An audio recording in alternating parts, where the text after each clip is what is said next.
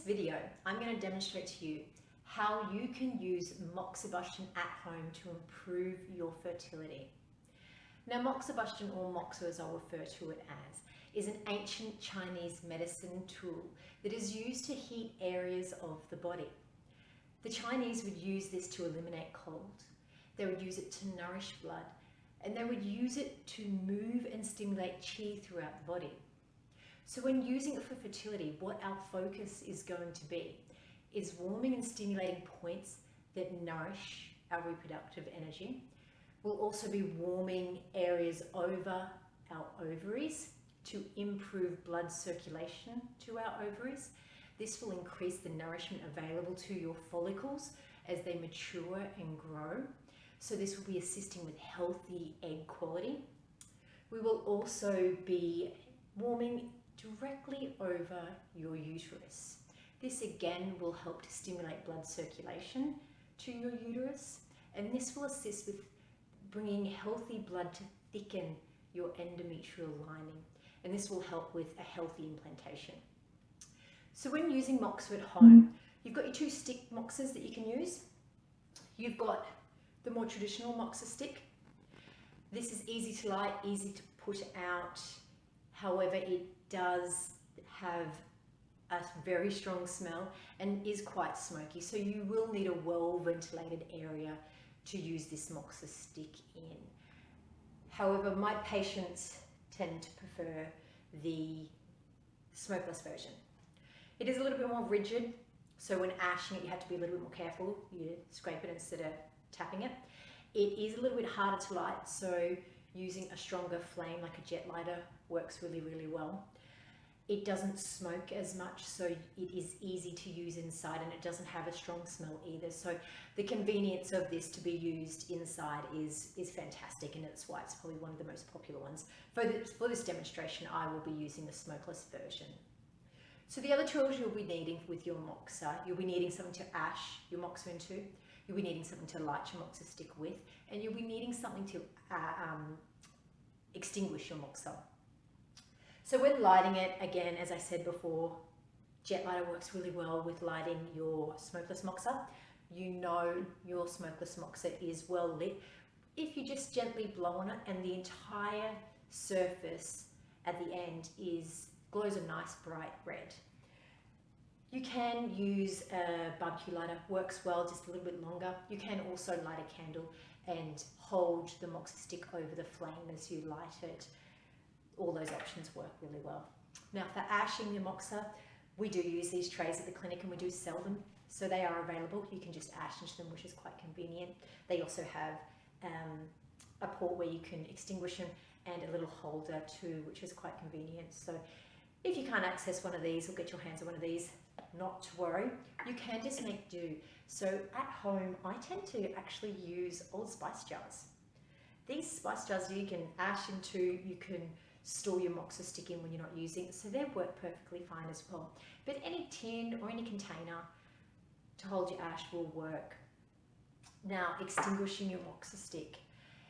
I advise you can use a plant. You can just dub it out into the soil. You can also just dub it out into some sand. Don't wet them because you won't be able to relight them.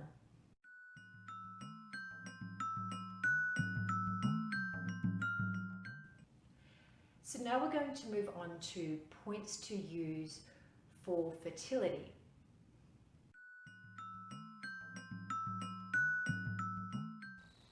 Now, kidney 3 is a really easy point to find.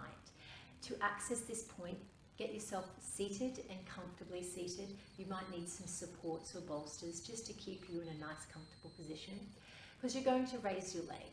I find the best way to do this point is to just lift your leg up onto your knee. Now, to find this point, you'll need to find your medial malleolus, which is quite an easy one, your ankle bone, and then just come out to the tendon on your ankle there. Kidney 3 is halfway between these 2 points. Now to moxa this point, make sure you're ashing regularly. Locate medial malleolus tendon halfway and just hold the moxa stick above it. I tend to rest my palm of my hand on my leg and hold the moxa stick a few centimeters above the skin. You'll feel the warmth just generating down into the skin there. Now that warmth will slowly start to build and get stronger. And then when it starts to get too warm, you can just take the moxa stick away and then bring the moxa stick back. Again, you can do this point for about 2 to 5 minutes on both sides. And this is a really fabulous point to use during your follicular phase. So for that time before you ovulate.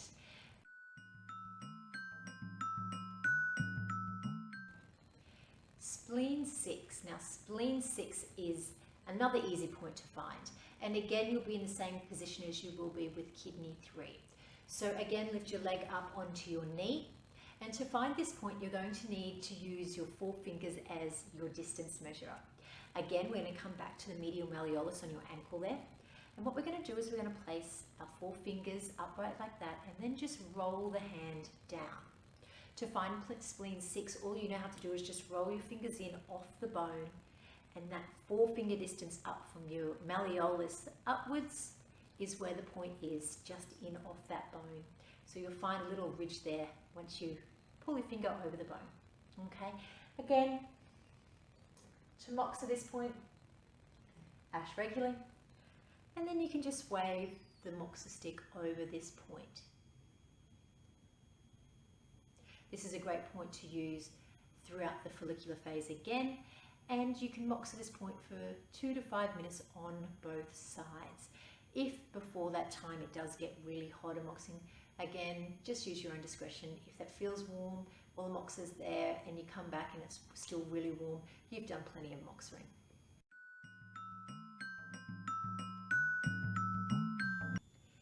Liver 8. Now, liver 8 is, again, you're going to be in the same position as what you were in for kidney 3 and spleen 6. You're going to lift your leg up onto your knee. And this time what we're going to do is we're going to move more up closer to the knee. So as you can see, when you bend your leg, you'll get this little crease that comes in from your knee fold. Now this point is directly at the end of where that crease comes. Again, moxa, ash and moxa stick, and you can just hold this moxa just at the end of that crease. It's quite a large point, so you can moxa, you don't have to be exact with your points, and in fact any of the points you don't have to be too exact in, just in the area is still going to be doing a really lovely effect. Again, rest your palm on your knee and just bring that closer. Just bring that a few centimeters above the skin, and you'll feel that nice warm heat come in. Again, once it gets hot, move it away, bring the moxa stick back, and again 2 to 5 minutes on this point on both sides is really lovely to do in that follicular phase.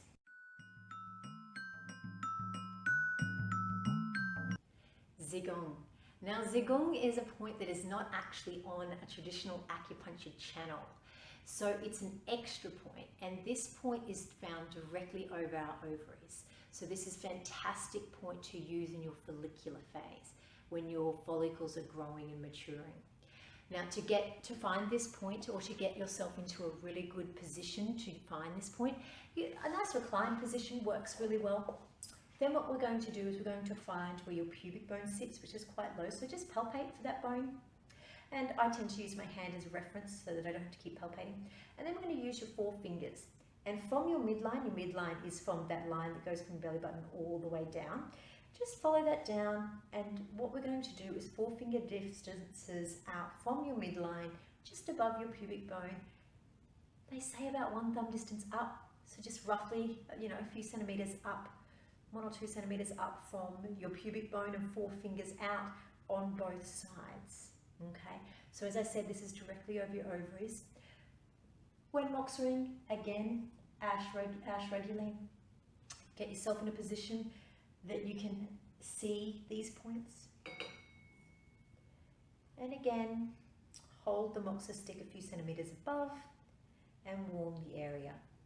You can do this moxering for about 2 to 5 minutes again on both sides. And if it starts to feel warm before that, you've done enough. Okay, so the idea is just to warm it to a really nice deep warmth, and then that's plenty.